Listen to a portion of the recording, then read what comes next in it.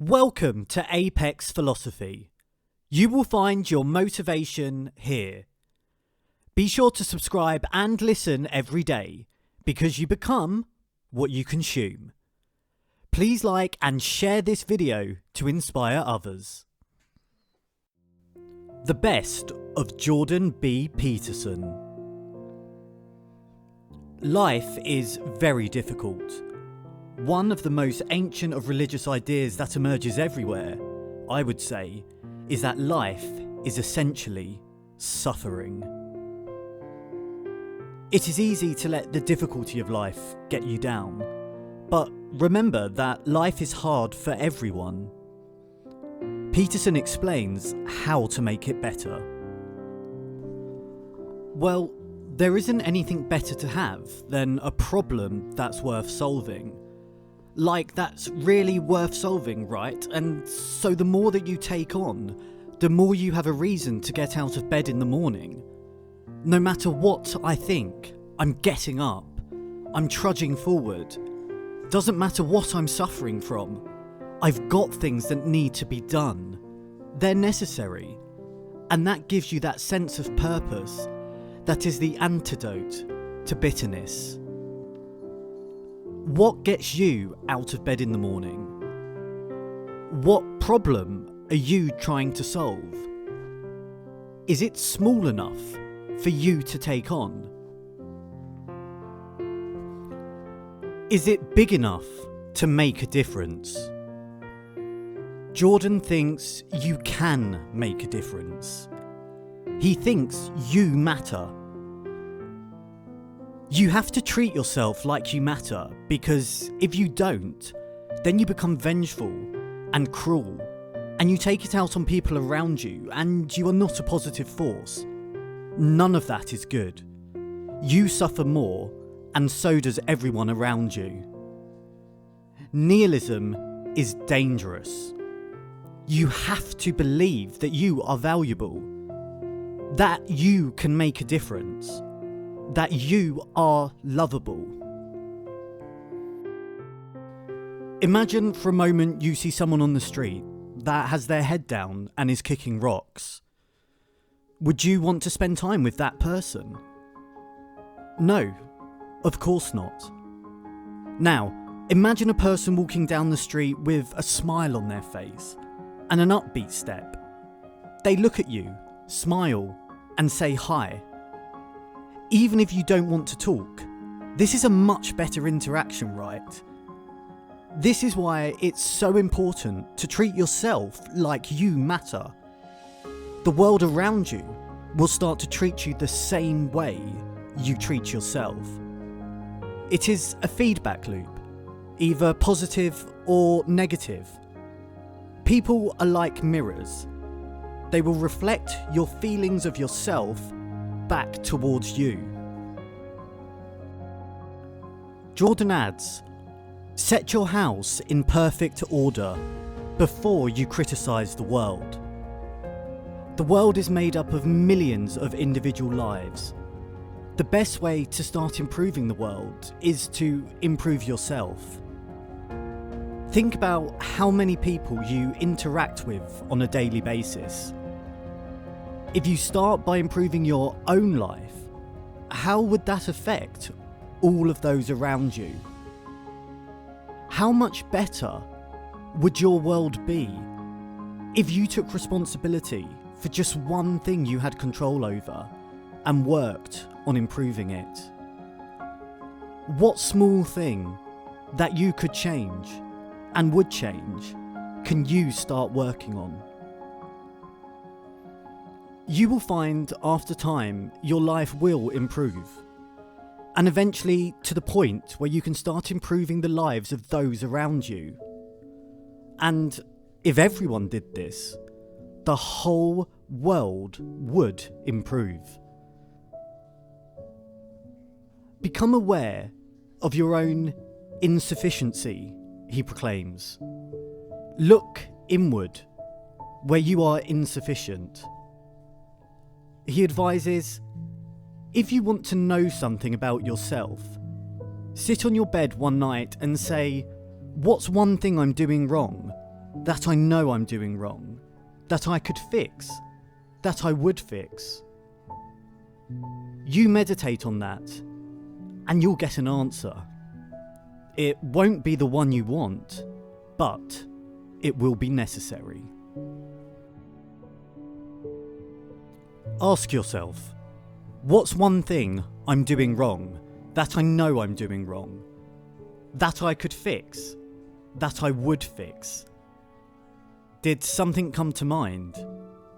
He says, well, you admit there's a problem first, and then you ask for the minimum necessary intervention, which would be alright. Well, I'd like to move forward on this in some small amount that someone like me could actually manage, and I'd be willing to carry it out, and then you reorient the way that you're thinking as a consequence of that, and something usually pops out of the abyss to guide you. That still small voice inside you, some people call it your conscience, some people call it the Holy Spirit, starts to speak wisdom into your heart. Peterson also said that if you do not listen to that thing that beckons you forward, you will pay for it like you cannot possibly imagine. You'll have everything that's terrible about life in your life, and nothing about it that's good. And worse, you'll know that it was your thought, and that you squandered what you could have had. He also said, can you imagine yourself in 10 years if instead of avoiding the things you know you should do, you actually did them every single day? Think about it. What things are you avoiding that you know you should be doing? Then imagine what you could accomplish over the next year, 5 years, decade. Every action you take has a compounding effect. Where could you be?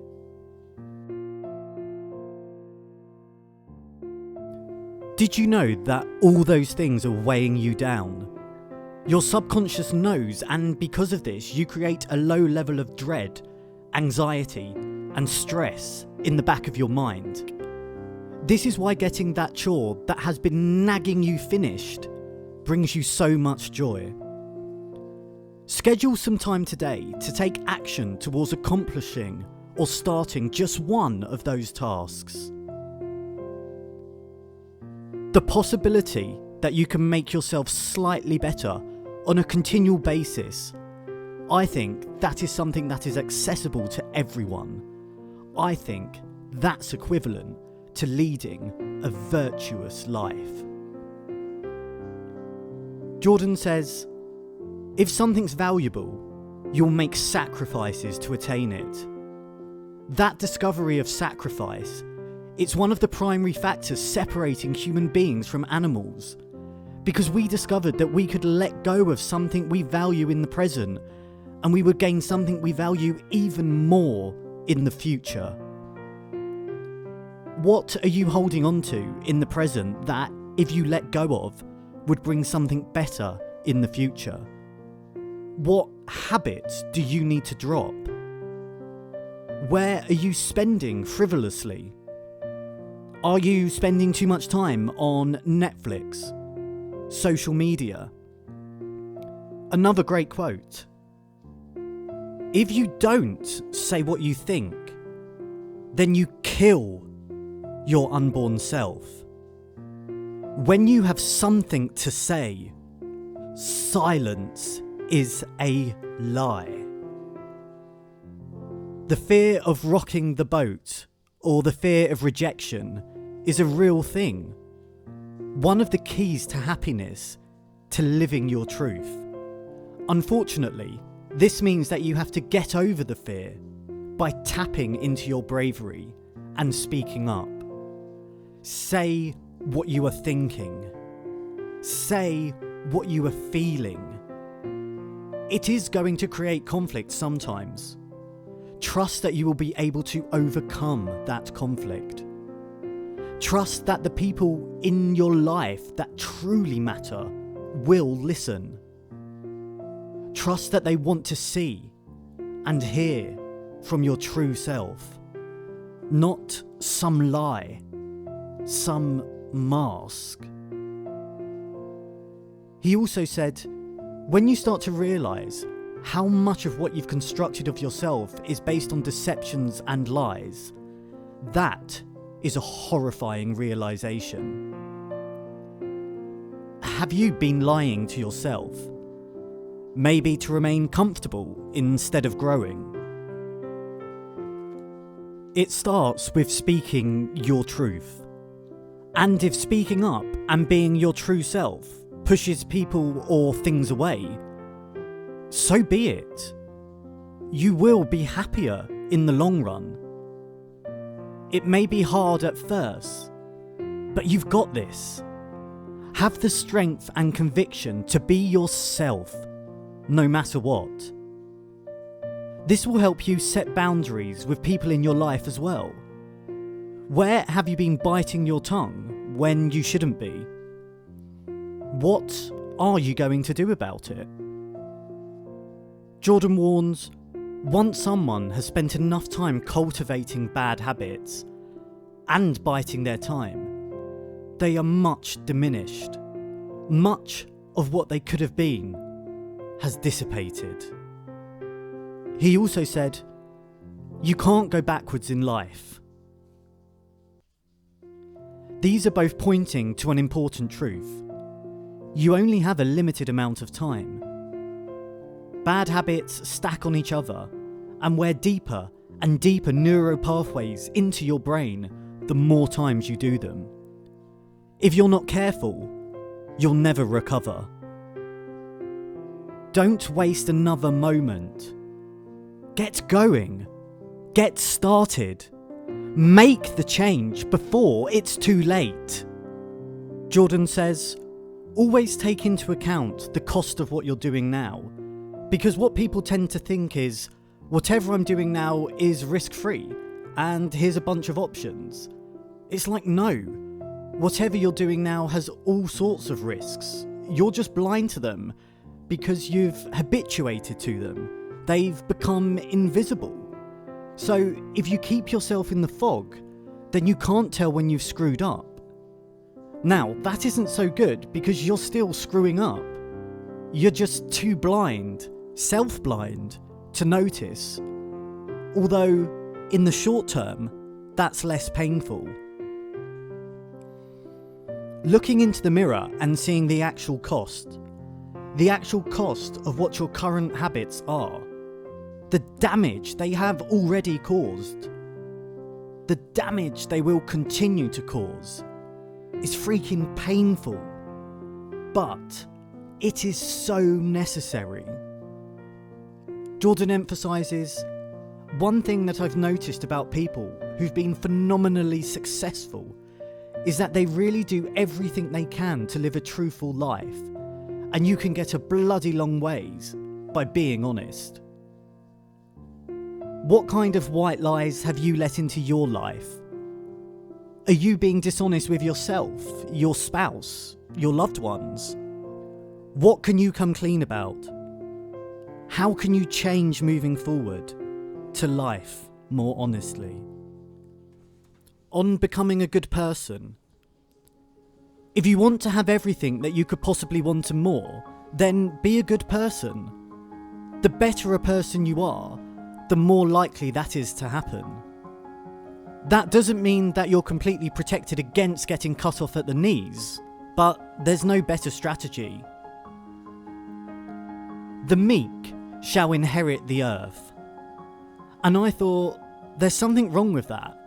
That line, it just doesn't make sense to me. Meek just doesn't seem to me to be a moral virtue. What it means is this: those who have swords and know how to use them, but keep them sheathed, will inherit the world.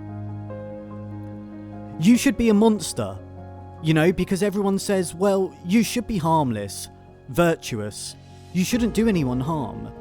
You should sheath your competitive instinct. You shouldn't try to win. You don't want to be too aggressive.